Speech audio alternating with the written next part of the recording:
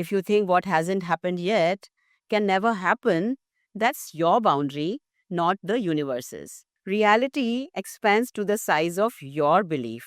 Ask clearly, and the universe gets to work. Your job is to keep the frequency that matches the ask. पर हम ज़्यादातर क्यों सुधार रहे हैं, ये तो आज तक के हुए ही नहीं कभी, तो कैसे होगा? तो ये हमारी लिमिटेशन, ये हमारी सीमित सोच है, यूनिवर्स की नहीं है। For the universe anything is possible, everything is possible. The fact nothing is certain means anything is possible. Universe is always in a state of super imposition, कभी भी कुछ भी हो सकता है। Universe is always in a state of probability. It is not a fix universe कि ऐसा ही होगा। हमारी सोच, हमारे विचार, हमारी भावनाएं, हमारे शब्द, हमारे एक्शन के अनुरूप यूनिवर्स की जो भी पॉसिबिलिटीज है will collapse the waves of possibilities into matter. So reality expands to the size of your belief. आपकी धारणाएं, आपकी मान्यता, आपके नजरिए के अनुरूप जो रियलिटी है, जो सृष्टि है, वो अपने आप को एक्सपेंड करते रहती है, राइट? तो इसलिए लिमिटेशन हमारा है, यूनिवर्स का नहीं है।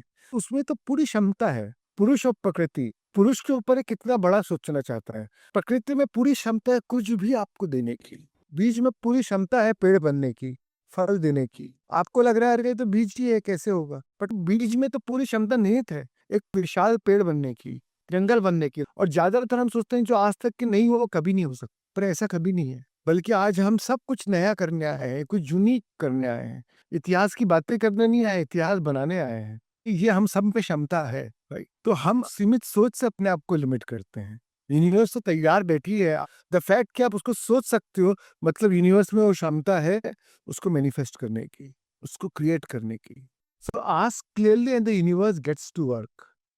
Your job is to keep the frequency that matches the ask. So ask clearly and the universe gets to match. अगर आप क्लैरिटी से, क्लियर इंटेंशन से आप मांगते हैं कि ये मुझे चाहिए, तो यूनिवर्स अपना काम करना चालू कर देता है।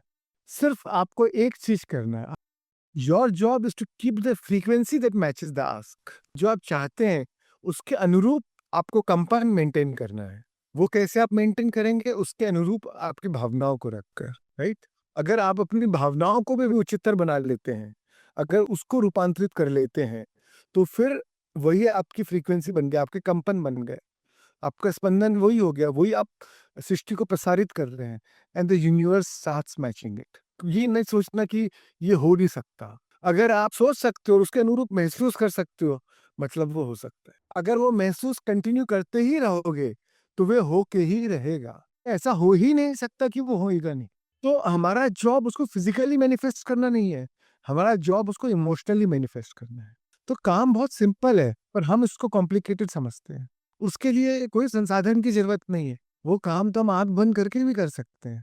इसीलिए तो हमारे ऋषि, महर्षि, मुनि, साधु, संत जो चाहिए वो पा लेते हैं, क्योंकि वो जो चाहते हैं उसके अनुरूप कंपन मेंटेन कर सकते हैं, उसके अनुरूप कंपन जनरेट कर सकते हैं।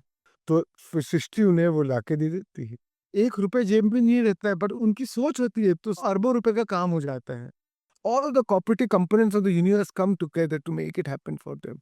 तो इसलिए दोस्तों, कभी ये नहीं सोचो कि ये कभी हुआ नहीं तो अब ये होएगा नहीं या हो नहीं सकता।